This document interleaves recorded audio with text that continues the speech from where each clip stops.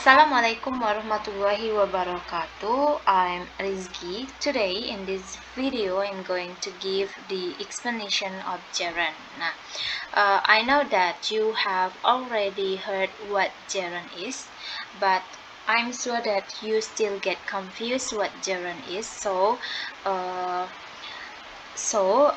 here I'm going to discuss totally what gerund is. So let's get started. Jadi langsung aja ya, apa itu gerund?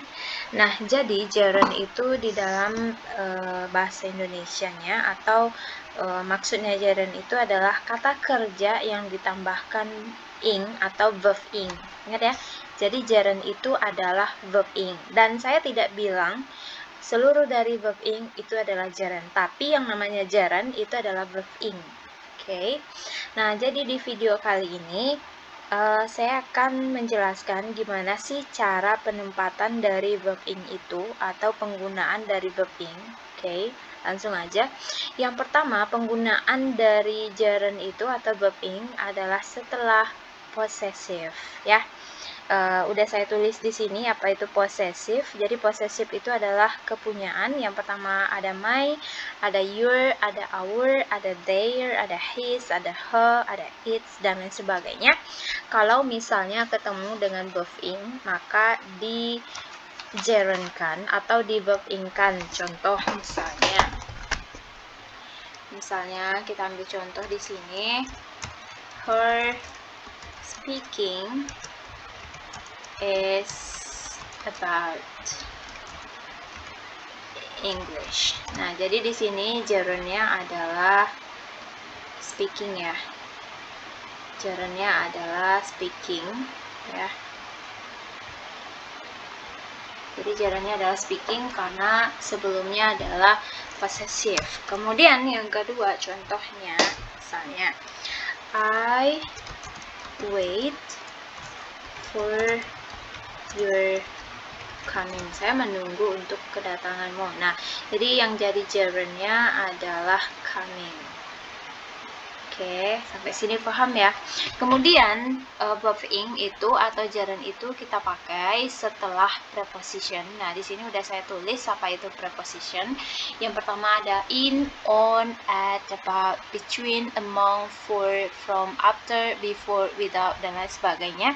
Jadi kalau misalnya salah satu dari preposition ini ada verb lagi di depan, maka digerundkan atau di verb ingkan. Nah, contoh misalnya thank for doing my homework. Berarti terima kasih sudah mengerjakan PR saya. Nah, di sini yang jadi gerundnya adalah doing atau kata kerja dari do ya.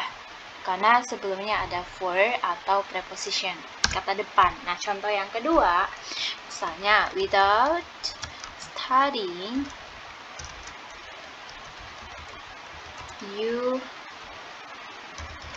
can not pass the exam.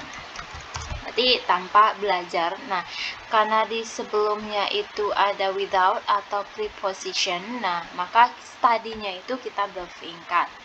Oke, yang selanjutnya yang ketiga, verb ing itu kita pakai sebagai subjek ya.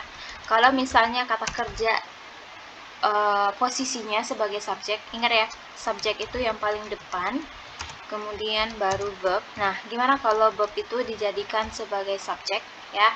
Sebagai subjek, ingat verb kita jadikan sebagai subjek, maka digerundkan. Contohnya misalnya studying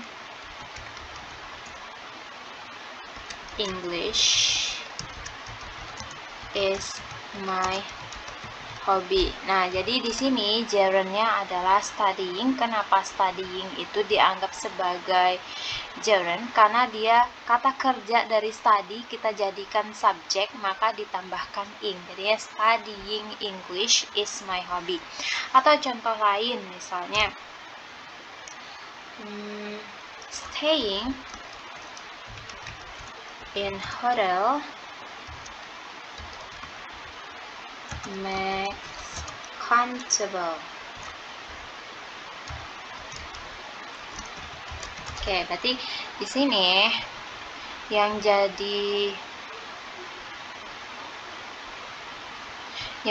gerundnya adalah staying ya. Kenapa staying itu sebagai gerund? Karena kata kerja dari stay ya, kita jadikan sebagai subjek, maka stay-nya itu ditambahkan ing, dan kemudian di sini ada max. Itu kenapa pakai s? Karena yang namanya kata kerja pakai ing itu dijadikan subjek, maka dianggap subjeknya single, dan kalau present maka kata gantinya berarti it's ya, maka kata kerjanya ditambah aja is. Kalau tidak ada verb maka to be-nya adalah is. Kalau past tense berarti to be-nya adalah was, karena itu adalah subjek single. Kemudian number 4 gerund kita pakai, ini udah saya tulis ya.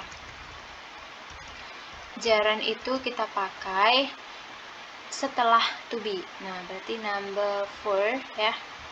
Number 4 gerund itu kita pakai di bawah aja deh. Gerund kita pakai setelah to be ya.